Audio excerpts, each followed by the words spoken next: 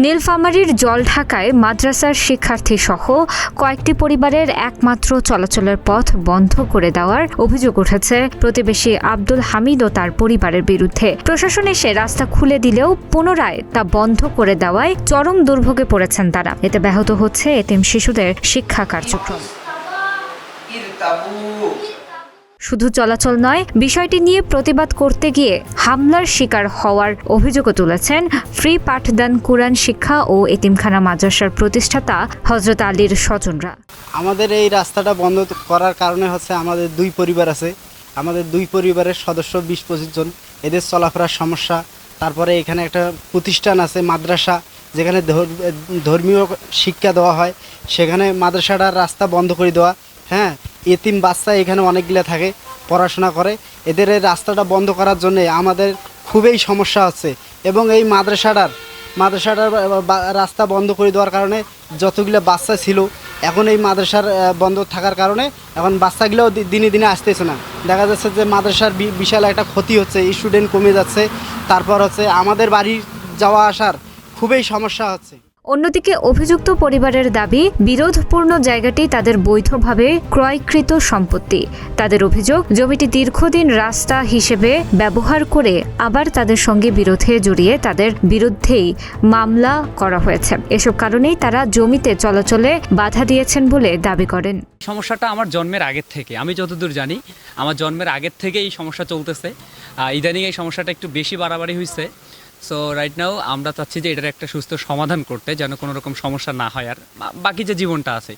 এজন্য হচ্ছে যে প্রশাসন, আমাদের দুপক্ষের অনেকটা মারামারি হয়েছে, মেডিকেলেও ছিলাম, এই ব্যাপারটা নিয়ে মামলাও হয়েছে। আমরা এখন পর্যন্ত জামিনে আছি, দুপক্ষেরই একই অবস্থা। সম্রাট হয়তো বা ইউনুস স্যারকে জানাইছে, উনি কালকে আমাদেরকে ডাকছিল, কালকে আমরা এখানে গেছি, উনি সরাসরি এখানে আসতে চাইছিল।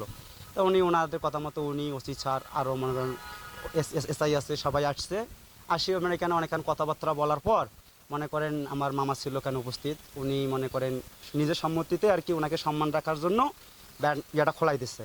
ঘাটা একটু হলো উনি যেভাবে বলছে, একটু হলো ব্যানার রাস্তাটা খোলাই দিচ্ছে। খোলাই দেওয়ার পর ওসি মনে হয় যাওয়ার মনে হয় এখান থেকে সর্বোচ্চ 1 মিনিটও হবে না যাওয়ার।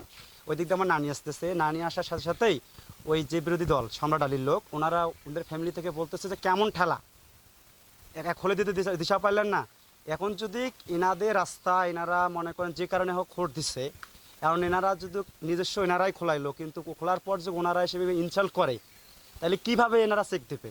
এই কারণে ওসির কথা রাখছে ঠিকই, কিন্তু ওনাদের এমন কথা যেগুলো এনারা সহ্য করতে না পারার কারণে পরবর্তীতে আবার খোঁড় লাগাই দিচ্ছে।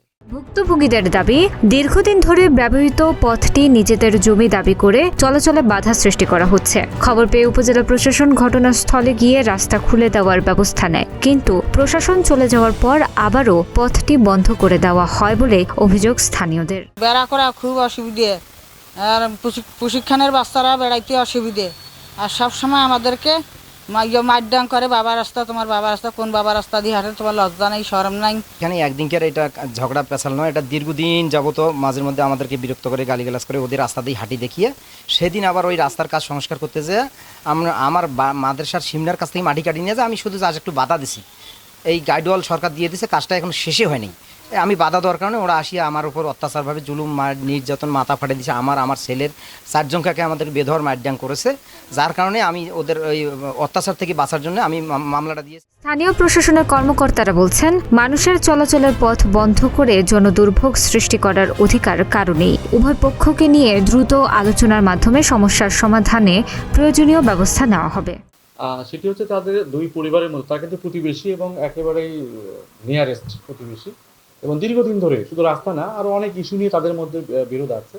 এবং সর্বশেষ যে রাস্তাটা নিয়ে যে বিরোধ, এটা আমার রাস্তাটা মূলত তারা জমি কিনেছে ঠিক আছে, কিন্তু পরবর্তীতে এটি যেহেতু জনসাধারণের জন্য চলাচলের ব্যবস্থা করা হয়েছে এবং সেখানে সরকারি ব্যবস্থাপনায়, সরকারি অর্থায়নে সেখানে গাইডওয়াল দেওয়া হয়েছে, তো এটি সরকারি রাস্তা হিসেবে কিন্তু ব্যবহৃত হচ্ছে। তো ইতিপূর্বে দেখেছি যখন তাদের মধ্যে কোনো বিরোধ বা গণ্ডগোল হয়, তখন একটা পক্ষ রাস্তাটা বন্ধ করে দেওয়ার চেষ্টা করে, এবং কিছুদিন পূর্বে এই রাস্তাকে কেন্দ্র করে তাদের মধ্যে কিন্তু মারামারির ঘটনা ঘটে। তো তার পরবর্তীতে আমরা দুই পক্ষই থানায় মামলা করে আমরা মামলাটা রুজু করেছিলাম। আচ্ছা, পরবর্তীতে একটা পক্ষ গিয়ে তখন একটা বেড়া দিয়ে ওই পক্ষকে বাইরে থেকে টোটালি বেরোতে দেয় না। তো পরবর্তী আমি নিজে তখন ফিজিক্যালি সেখানে গিয়েছিলাম, যাওয়ার পরে তাদের সাথে কনভিন্স করার পরে এক পর্যায়ে তাদের চলাচলের জন্য রাস্তাটা আমি খুলে দিয়ে আসি। পরবর্তী কিছুদিন পর আবার তাদের মধ্যে যখন আবার কোনো গণ্ডগোল হওয়ার কারণে তারা আবার রাস্তাটা বন্ধ করে দিয়েছে। তো এই পরিপ্রেক্ষিতে পরবর্তীতে আমরা আজকে আমরা যখন জানি যে আবার রাস্তাটা বন্ধ করে দিয়েছে এবং বেশ কয়েকটি পরিবার তখন অবরুদ্ধ ছিল, ওই প্রেক্ষাপটে আমি এবং ইউনো মহোদয় আমরা সরজমিনে সেখানে গিয়েছিলাম, উভয় পক্ষের সঙ্গে কথা বলেছি।